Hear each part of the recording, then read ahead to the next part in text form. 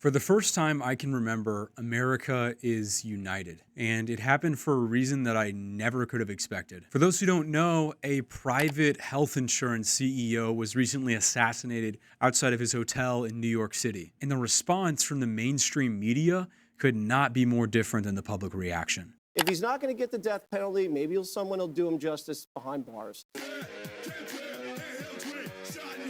Corporate America is nervous. So in this video, I want to talk about what this event means for the state of our country, why the media is so out of touch with the public on this issue, and why I'm hopeful that this dark situation may lead to positive change. Let's get one thing straight. Every murder is a tragedy. And I don't say that out of fear of getting demonetized or banned. I truly wish we didn't live in a country where we killed people because it was expedient. But unfortunately, we passed that point a long time ago. Unfortunately, this violence did not begin on the morning of Wednesday, December 4th. Unfortunately, the private insurance industry has been profiting off the misery of the American people for a long time. Let me repeat myself, because I need you to understand exactly what the private health insurance industry is. They make money by denying care to people who need it. They make money by saddling working families with huge amounts of debt. They make money by burying doctors under mountains of paperwork and red tape. And I refuse to mince words.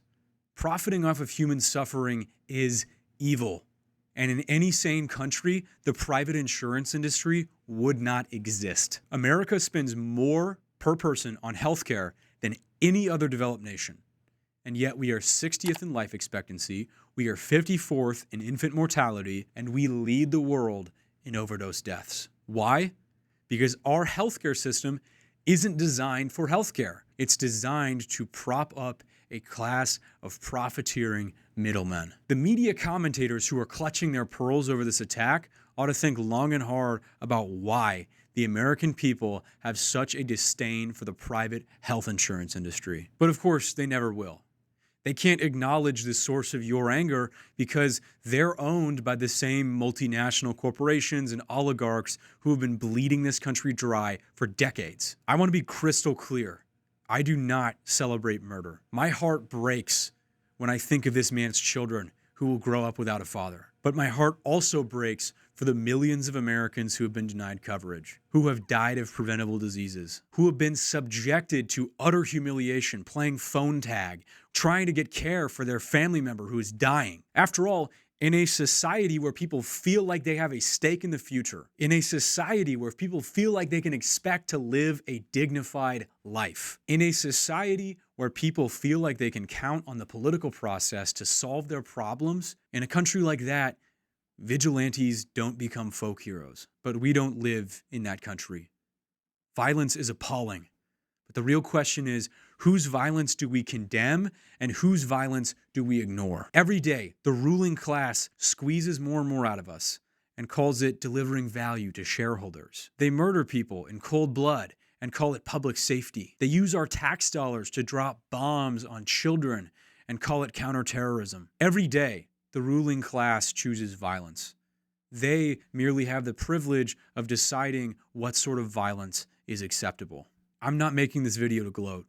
I'm not making this video to proclaim an eye for an eye, a tooth for a tooth. I truly speak these words with a heavy heart, but I feel compelled to speak nonetheless. Because while the media is perfectly willing to defend the life of a CEO, they will never speak out for a family forced to take out hundreds of thousands of dollars of debt to pay for their child's cancer treatment. They will never speak out for the people who have been denied life-saving medication. They will never speak out for the people who have been charged thousands of dollars just for calling an ambulance. And more than anything, they will never speak out against the system that profits from all of that pain. And since they have abandoned their responsibility to the American people, I feel compelled to speak out and tell you, you are not wrong to feel angry. You are not wrong to feel that your future has been sold off to the highest bidder. You are not wrong to want justice. It's time to acknowledge what we all already know deep down. This system is not working. The good news is we can build a better one. We have the ability to create a world where mothers can give birth with confidence, where every child has adequate nutrition and doesn't go into debt to eat lunch at school, where the elderly are cared for and can live out the final years of their life with dignity. We have the ability to build a society where people live full, healthy, vibrant lives from cradle to grave. This is not utopian thinking. We have the resources, we have the technology to do this already. The only thing missing is the political will to make it happen. But the politicians aren't going to do it for us. The media is never going to champion our cause. If there's one ray of hope in this dark moment, it's that we, the people, the 99%, are beginning to realize that we have more in common than we do dividing us. And there is strength in solidarity. If this message resonated with you, consider sharing it with just one person. We can end this cycle of violence, but we have to stand together. For those who have already been following me for a while, I'll leave a free resource in the description if you're looking to get more educated. A better world is possible.